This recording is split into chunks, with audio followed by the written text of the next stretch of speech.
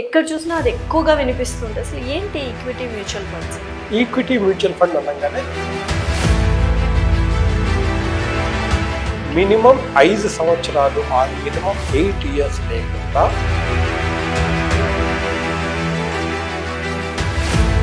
Best 100 కంపెనీస్లో ఇప్పుడే పుట్టిన పిల్లలకి జస్ట్ 2000 రూపీస్ పర్ మంత్ కనుక స్టార్ట్ చేసామంటే వాళ్ళ రిటైర్మెంట్ అయ్యే టైంకి ఎంతైతే చెప్పగలం, just 2000 rupees per month for 50 years. Almost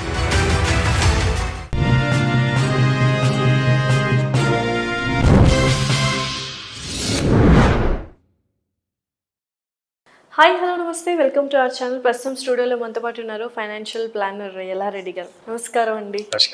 so ఇప్పటికే మనం బోల్డ్ అన్ని ఇన్సూరెన్సెస్ గురించి కానీ, ఇన్వెస్ట్మెంట్ల గురించి కానీ, అండ్ మ్యూచువల్ ఫండ్స్ గురించి కూడా మాట్లాడడం. ఎక్కువగా వినిపిస్తున్న టర్మ్ ఏదైతే ఉందో అది ఇవాళ మీకు చెప్పాలనుకుంటున్నాను, దాని గురించి తెలుసుకోవాలనుకుంటున్నాను. దాని పేరే ఈక్విటీ మ్యూచువల్ ఫండ్స్. ఎక్కడ చూసినా అది ఎక్కువగా వినిపిస్తుంటే అసలు ఏంటి ఈక్విటీ మ్యూచువల్ ఫండ్స్? అంటే యాక్చువల్లీ మ్యూచువల్ ఫండ్లో ఉన్న చాలా వెరైటీస్లో ఇదొకటి ఉందండి.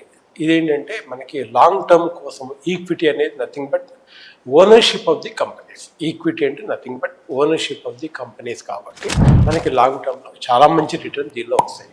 Nothing but mutual fund generally ఏం చేస్తారంటే పూల్ ఆఫ్ మనీ, ఈ పూల్ ఆఫ్ మనీ అంతా ఏం చేస్తారంటే ఒక డిఫరెంట్ ప్రాఫిట్ ఓరియంటెడ్ కంపెనీలో మీరు మనీని ఇన్వెస్ట్ చేస్తారు కాబట్టి మీకు లాంగ్ టర్మ్లో చాలా మంచి రిటర్న్ వచ్చే అవకాశం ఉంటుంది.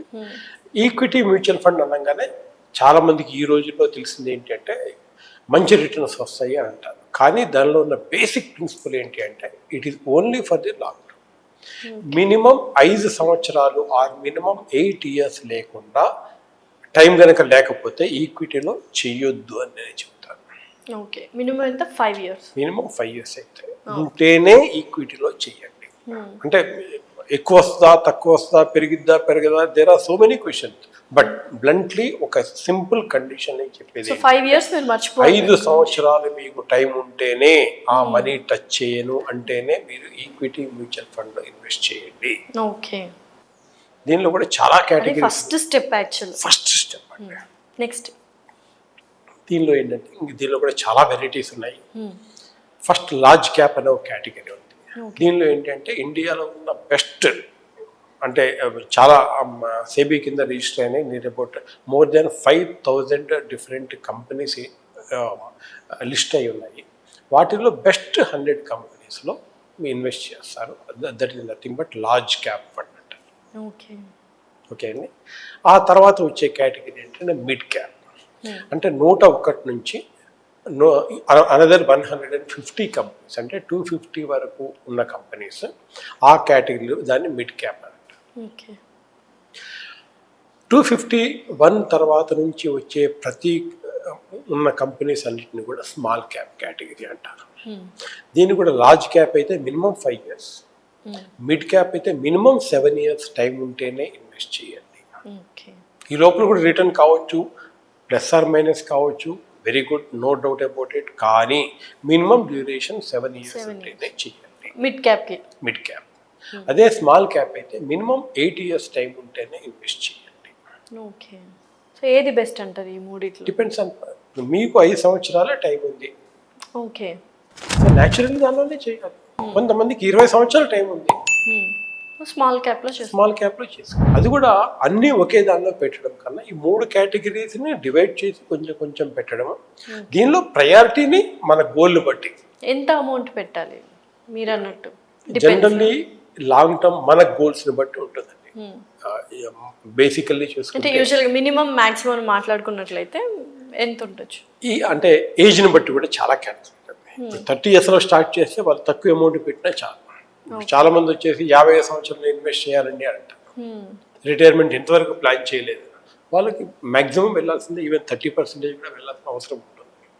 సో బేసిక్ చూసుకుంటే మినిమం 15 to 20% మీది కాదు, మీ ఫ్యామిలీది. ఏమండి అంటే మీ వేరియస్ గోల్స్, మీ ఉన్న ఫ్యామిలీ సైజుని బట్టి. పాప అయితే ఒక ఎడ్యుకేషన్ గురించి, మ్యారేజ్ గురించి పక్కన పెట్టాల్సిందే. బాబు అయితే బాబు ఎడ్యుకేషన్ గురించి పెట్టాల్సిందే.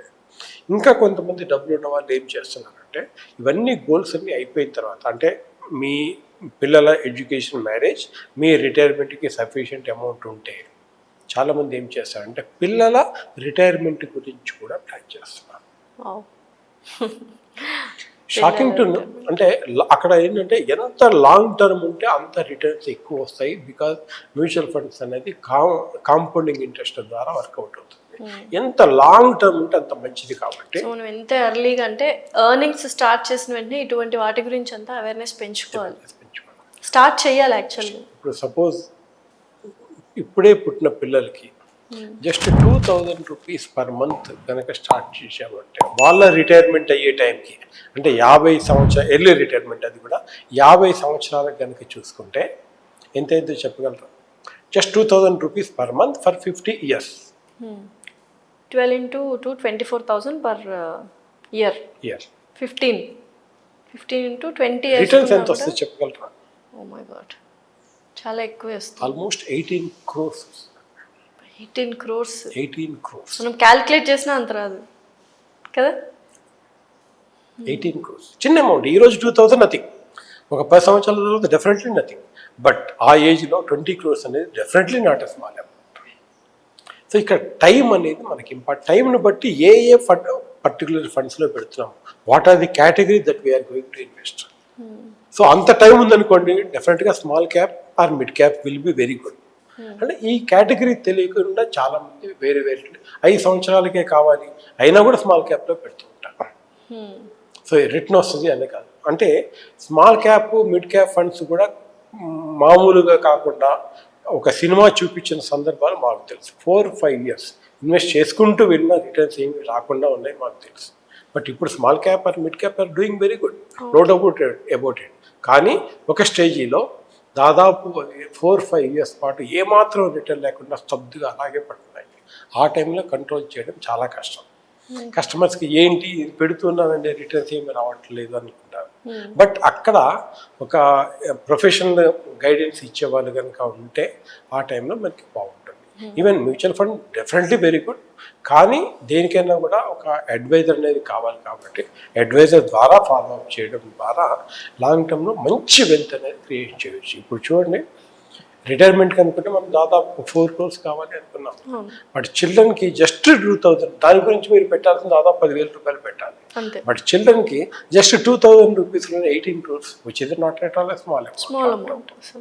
అలా వాళ్ళ గోల్స్కి ఏదైతే అవసరమో దాన్ని అలా పెట్టుకుంటూ వెళ్ళడం అనేది చాలా ఇంపార్టెంట్.